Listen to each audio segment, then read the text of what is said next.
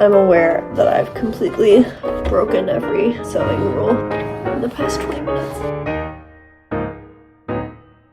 Hello! Finally summer, and I have tried to knit something that's summer. Now it's time to try to sew something for the summer. I have this fabric that has been lying around in my fabric stash. I got it from Goodwill. I think it's a picnic blanket.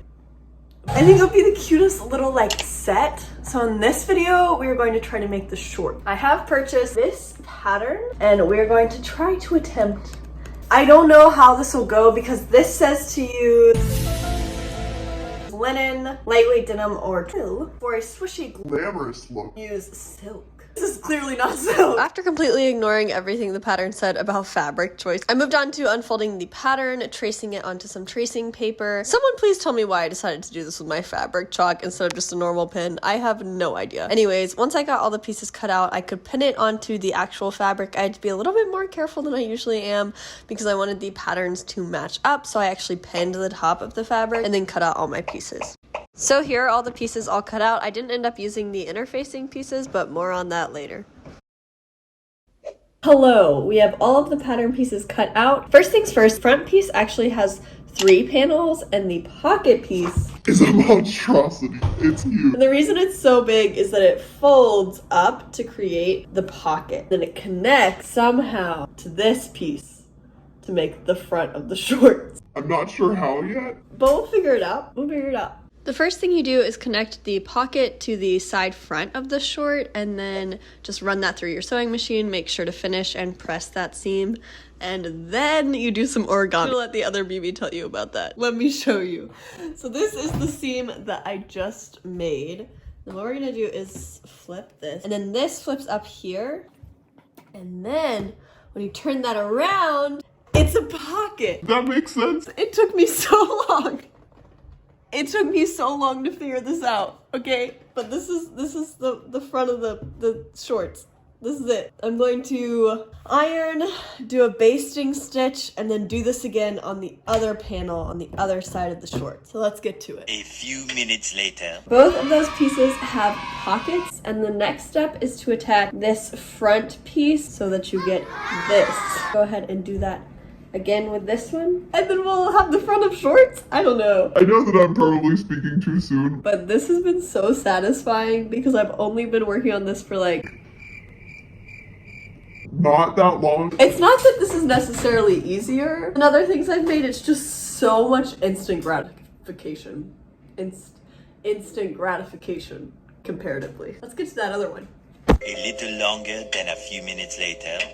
After I'd made that second panel, I put both panels down right sides together, pinned them, and sewed down to the top of the crotch line, for lack of a better word.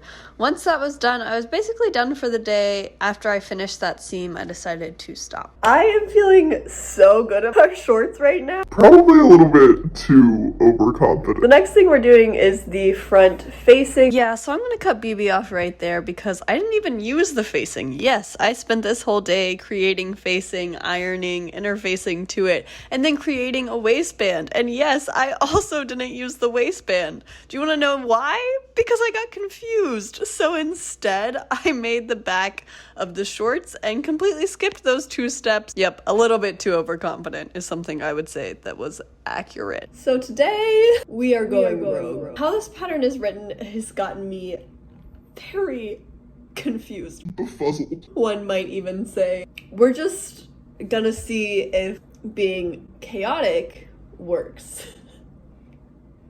I'm really trying to focus on details, finish things well, follow patterns, and somehow I'm back here at the chaos level. How I began my day of chaos was by hemming the front. I did a normal rolled hem and then put that through my sewing machine, and then it was time to attempt to do the back. The pattern has you put an elastic waistband in the back, and I think that if I had paid attention to what kind of fabric I was using, this would have worked beautifully. There's some elastic sewn down, and if I had added obviously the interfacing, the waistband correctly, it would have been seamless. However, this fabric is a little bit too thick for that, so it did not go well. You can see me struggling with my sewing machine through a lot of this footage, really just trying to get a lot of that thick fabric to work around elastic.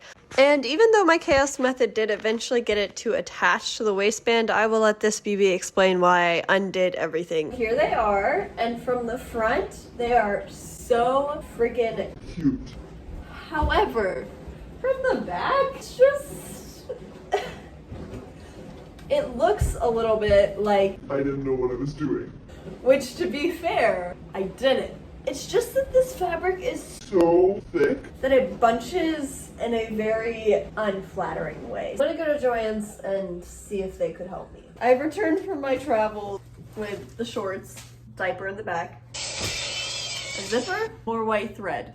It's time to rip out the seam ripper for the sixth time today. Well, that happened. I don't have enough brain power to figure this out, so I'm just gonna leave these 2 pieces of fabric for tomorrow, BB. Then I'll see you then. So yeah, in case you missed that, I decided to undo all the work I had done that day and add a zipper instead. I'm back. It's the next day, and if you're like, why are you back at Joann's? That's a great question. It's because I've decided to try to do an invisible zipper. Have I done zippers before? Yes, twice. I watched a tutorial on YouTube and it made me super confident. It looked pretty easy and comparable to a normal zipper. Oh. Oh. Okay, keep walking. Alright, we're successfully leaving Joann's, and I didn't even buy any Halloween decor, so you should be proud of me.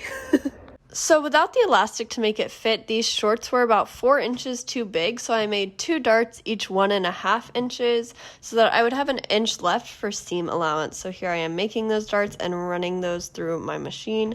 Once I had the back panel all done, I could finally reconnect the front and back panel if I remember how to do it correctly. Oh, no. That's the right side, and that's the wrong side. After seam ripping for what must have been like literally the 9th time in this project, I could reconnect the pants and then work on the invisible zipper. Sadly, I worked on all of this off camera, but I will link the tutorial that I used in the description. Can I show you something? Look at that zipper! I did that! I did that! I can't believe that the zipper worked. Okay, we're so close. And as BB said, we are so close. All I had left to do was do the crotch seam and then hem the shorts, and then they were all done. Here they are.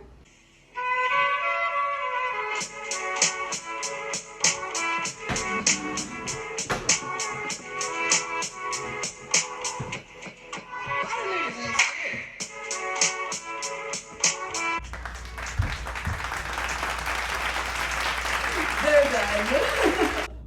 Oh my gosh, I am so happy with these. I made them. The last 2 things I have made, not loved, and I was starting to feel like, why am I even making stuff? But this is why. In my next video, I'm going to make a top to match, and if I have enough fabric, maybe even a bucket hat, which I think would probably be too much as an ensemble, but I don't even care. Thank you so much for watching. Please feel free to subscribe if you want to see what I do with the rest of the fabric that I have left, and I will see you next time you're feeling crafty. Bye!